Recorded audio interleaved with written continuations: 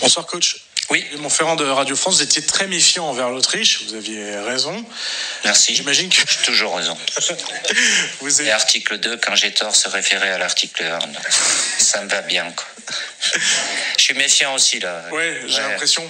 Ça va pas être les mêmes Pays-Bas que la dernière fois, là. Ouais, c'est bien. Je vois que vous regardez les matchs aussi, donc il y avait pas mal d'accents. Non, les Pays-Bas font de... par rapport aux deux rencontres qu'on avait eues, ça a rien à voir. De par ce qu'ils ont changé aussi et les joueurs absents à ce moment-là qui aujourd'hui sont là et sur le terrain. Donc bien évidemment, l'objectif des deux équipes, je vous apprendrai rien, c'est d'aller chercher la qualification, mais c'est un adversaire différent par rapport à celui qu'on a rencontré au premier match, l'Autriche.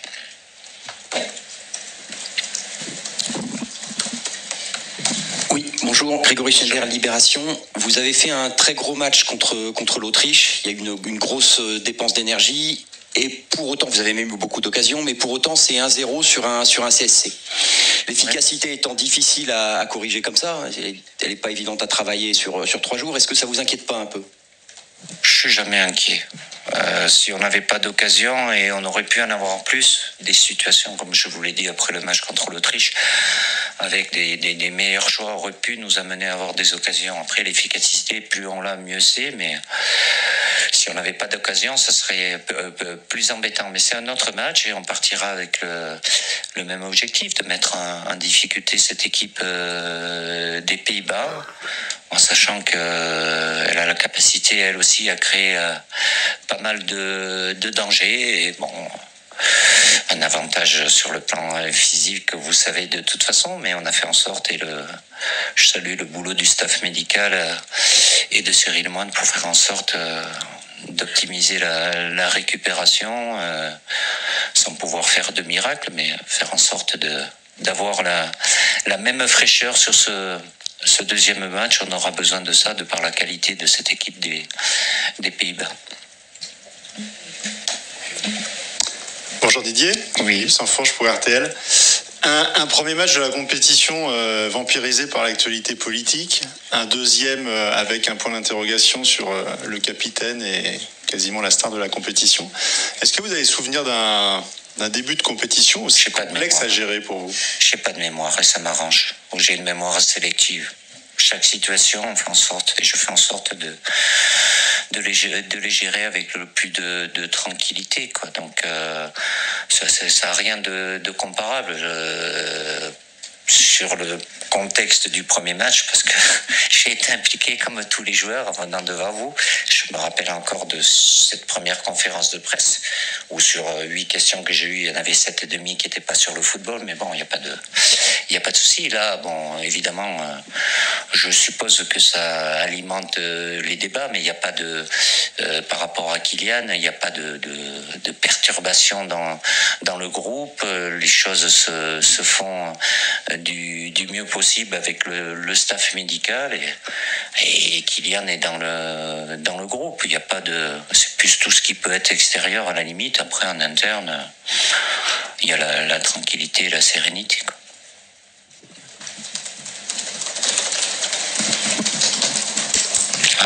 Bonjour, Hugo Oui. Delon du journal L'Équipe. À l'instant, Antoine Griezmann évoquait son nombre de ballons touchés lors du match contre l'Autriche et regrettait le fait qu'il en ait touché assez peu. Quel regard vous portez sur sa prestation contre l'Autriche et globalement, quel bilan vous faites depuis qu'il est arrivé en préparation avec vous ? Merci. Alors, je sais pas si c'est vraiment intéressant de faire un bilan. Il y a un deuxième match, il y a eu un premier match où évidemment il y a des performances individuelles et collectives. Et évidemment que c'est pas, et il le sait, j'en ai discuté avec lui, c'est pas son meilleur match qu'il ait fait avec nous. Plus il rentre dans l'élaboration du jeu et dans le fait qu'il touche des ballons, mieux c'est pour nous. Après, plus il aura de justesse aussi, ça sera bénéfique à l'équipe. Dans un match qui était particulier face à l'Autriche, là, ça sera différent, mais l'influence d'Antoine dans notre jeu est une part importante. Je connais aussi le fait C'est un joueur qui a l'habitude d'enchaîner, même si dans le positionnement, et ça a été le cas aussi sur la fin de saison avec son club, il a été utilisé à différents postes diverses et variés, donc ça se fait pas en claquant des doigts aussi, mais voilà, j'ai totale confiance en lui. Évidemment, pour nous, c'est important qu'il ait la plus grande influence dans notre jeu, quoi. Bonsoir Didier, par ici, derrière le poteau. Ah, voilà. Ouais, Julien Thomasville des DNA. On l'a dit, voilà, il y a une incertitude qui plane autour de Kylian. Qu'est-ce que ça impliquerait son absence en termes d'animation? Est-ce que vous seriez prêt à passer dans un autre système? Et en termes de management aussi, comment on prépare éventuellement le remplaçant quand il y a une incertitude, si c'est pas s'il va débuter ou pas? Est-ce qu'il y a besoin aussi de beaucoup parler à ce moment-là aux joueurs? Écoutez, vous me mettez une équation qui est peut-être pas la même pour moi, donc voilà, je fais en sorte d'avoir des discussions avec les joueurs, ceux qui commencent pas, tout le monde est prêt. Voilà, ça concerne un groupe, la gestion du groupe, et à tout moment, comme ça a été le cas sur le premier match, entre ceux qui ont débuté et ceux qui sont amenés à rentrer aussi, de faire en sorte de répondre. Donc je vais pas faire un cas particulier. La gestion du groupe reste la même pour mon staff et pour moi, quoi. Bonjour Didier, Stéphane Lippert, France Télévisions. Depuis que vous êtes sélectionneur, les Pays-Bas, c'est le pays que vous avez rencontré le plus souvent, 8 fois, 7 victoires. C'est bien, que ça continue. Ouais. Comment vous faites? Parce qu'à ce niveau, ça peut pas être, pas être du hasard, ce niveau de réussite. C'est la chance. Non. La recette c'est chaque match. À chaque match contre une des meilleures équipes d'Europe à chaque fois, quoi. Non, après c'est un rapport de force. Il sera différent que celui qu'on a eu les 2 derniers matchs où on s'est rencontrés. Voilà, c'est dans l'analyse. Après, de faire en sorte le premier objectif, c'est de leur créer des problèmes et limiter leur animation offensive aussi. C'est pas, chaque match, c'est pas réellement la même situation, pas forcément le même système aussi. Ils ont un système hybride avec et sans ballon, donc voilà, on passe du temps avec mon staff technique et évidemment avec les analystes vidéo pour décortiquer, plus les observateurs que l'on a et qui les suivent depuis le mois de mars, les 2 matchs qu'ils ont eu pré-championnat d'Europe et le premier match qu'ils ont fait de la compétition aussi. Donc voilà, c'est évolutif, mais faire en sorte d'aller chercher ce qu'on a obtenu très souvent.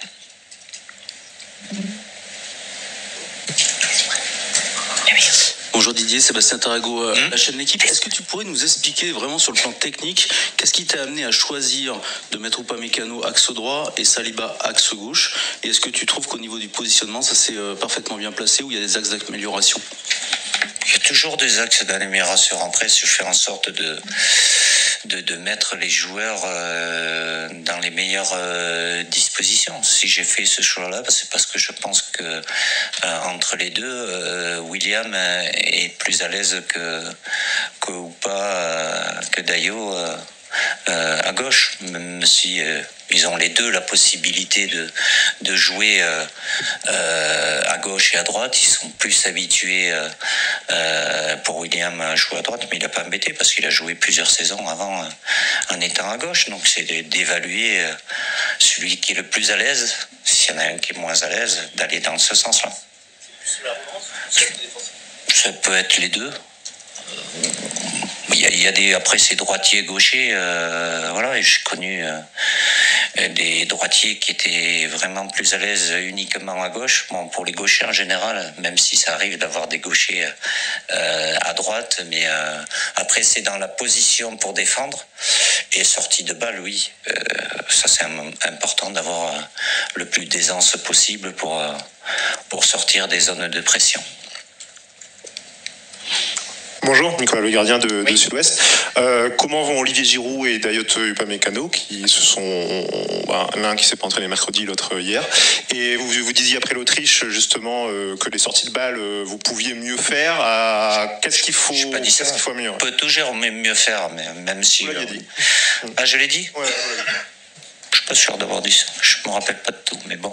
On peut toujours mieux faire. Après, il y a la qualité que peuvent avoir certaines équipes à venir presser très très haut. C'était une des forces de cette équipe autrichienne. Les Pays-Bas peuvent le faire. En ce qui concerne Dayot et Olivier, ils seront en séance, même si vous savez qu'elle sera courte, plus courte que d'habitude, puisque ça durera 45 minutes. Mais ils seront là. Aujourd'hui, Julien Franck pour Radio France, dans le prolongement de cette question, comment va Konaté et est-ce qu'il peut postuler demain face au... Il est là, il s'entraîne, il n'y a pas eu de soucis particuliers, donc il a envie, comme les 24 autres, de pouvoir commencer le match. Mais ça ne sera pas le cas pour tout le monde. Bonjour Didier, Oui. Charlotte Harper from The Athletic. Antoine vient de dire que votre réussite, c'est le groupe que vous arrivez à construire. Est-ce que vous pouvez parler un peu de votre adjoint, Guy Stéphane, comment il est, comment vous travaillez ensemble? Merci.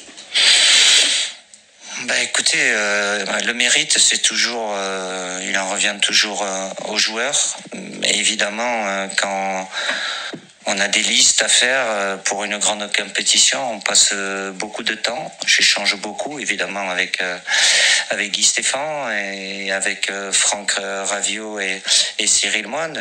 Je sais que je peux m'appuyer sur eux. Avec Guy, on se connaît parfaitement. On a très souvent pas besoin de se parler pour penser la même chose. Donc voilà, ils sont là pour nourrir ma réflexion. Et après, notre objectif, évidemment, le choix d'un groupe, la construction d'un groupe pour une compétition, c'est des choix importants. Et après, dans le suivi aussi, parce que quand vous avez 25 joueurs, il y en a qui jouent peu, il y en a qui vont pas jouer, et c'est de faire en sorte, c'est un de nos objectifs importants, de perdre personne. Donc on passe bien sûr moi, mais Guy aussi pas mal de temps à échanger avec les uns et les autres pour maintenir tout le monde et que tout le monde soit prêt, même si au premier match, c'est normal qu'il peut y avoir des déçus, comme il peut en avoir au deuxième, mais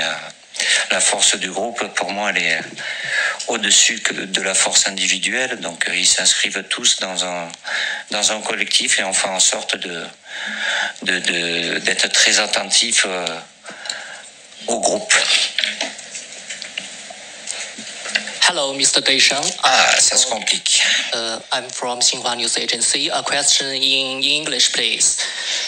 We know after the first round of the group matches, all the 24 teams have played in their matches. So what's your overall impression of this tournament so far? I mean, the match quality, the playing tempo, is it more challenging compared to 2016 when you play your side? Thank you.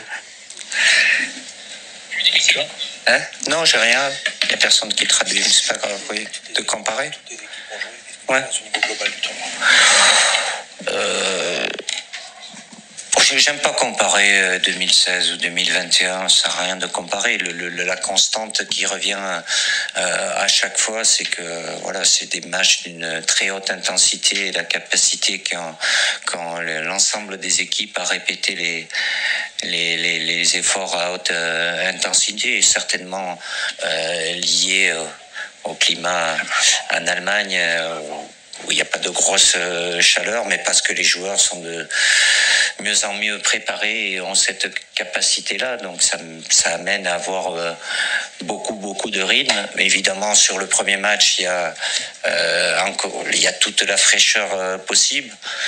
Après, elle peut diminuer un petit peu, puisque le fait d'avoir des matchs tous les 4 jours, c'est pas pareil que de l'avoir tous les 5 jours, mais j'ai déjà vu les premiers, deuxièmes matchs, ça reste, évidemment, il y a de la qualité, du talent, il peut y avoir des erreurs, il y a des joueurs qui ont cette capacité aussi de percussion, d'éliminer, mis à part, je crois, Musiala aujourd'hui, autrement, il y a que sur les 34 premiers buts, c'est 34 joueurs différents. Je pense que ça n'a pas dû arriver souvent, ce qui veut dire que le danger vient un peu de partout. C'est pas forcément que des attaquants. Aujourd'hui, il y a des joueurs de couloir ou des milieux qui se projettent beaucoup. Donc toutes les équipes sont très bien organisées. Et avec la capacité, évidemment, c'est toujours moins difficile, je ne vais pas dire plus facile, de bien défendre, mais après, ça se projette très vite aussi, quoi. On prend rapidement les 2 dernières questions. Fabrice Hawkins pour RMC Sport et Dominique Sévrac pour Le Parisien. Bonjour Didier. 2 questions. Une. Sur Kylian Mbappé. Très rapidement. Est-ce qu'il va pouvoir utiliser son masque? Est-ce qu'il a reçu pour commencer à se muscler tout à l'heure à l'entraînement? La deuxième sur Aurélien Tchouaméni, comment va-t-il et quel rôle est-il amené à avoir dans ce tournoi, notamment avec les bonnes performances d'Adrien Rabiot et de N'Golo Kanté? Eh bien, je te vois venir avec ces questions.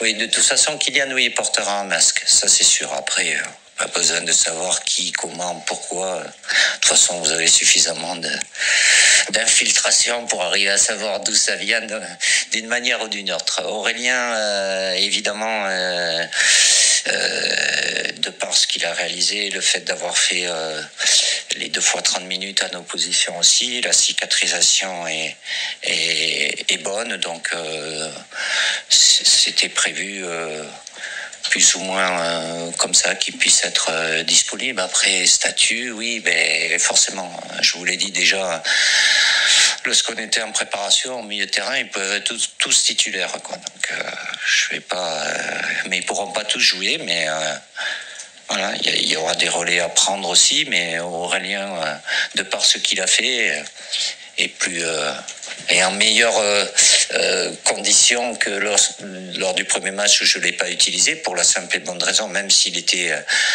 disponible, parce qu'il y avait d'autres joueurs qui étaient plus près que lui. Et là, il y a un deuxième match, il y en aura un troisième. Je vais penser déjà à celui de demain, mais vous verrez bien le rôle qu'il aura. Oui, bonsoir Didier, vous dites depuis le début que ce sera différent de l'Autriche. À quel match vous attendez? Vous attendez à beaucoup subir, à pas voir le ballon? À quel type de confrontation vous attendez? C'est pas gentil ça. Non, on fait en sorte de l'avoir plus que l'adversaire. Après, c'est un rapport de force, mais l'objectif c'est de l'avoir et de les mettre en difficulté. Voilà, elle a cette capacité dans les sorties de balles à les faire d'une certaine façon, avec un positionnement bien précis de certains de leurs joueurs, donc mais aussi avant tout c'est de faire en sorte de nous l'avoir et de pouvoir les obliger à défendre, donc mais ça, en sorte d'anticiper, de penser, et après s'il y a erreur technique ou ça peut amener à être amené plus ou moins à défendre, mais je veux surtout pas qu'on fasse ce match pour avec comme premier objectif défendre, même si voilà, à haut niveau il faut être capable de le faire quand c'est nécessaire, mais c'est d'abord aller de l'avant et faire en sorte de leur créer des problèmes. Merci Didier. L'entraînement 18h30 ouvert, un quart d'heure. Merci. Merci. Thank you.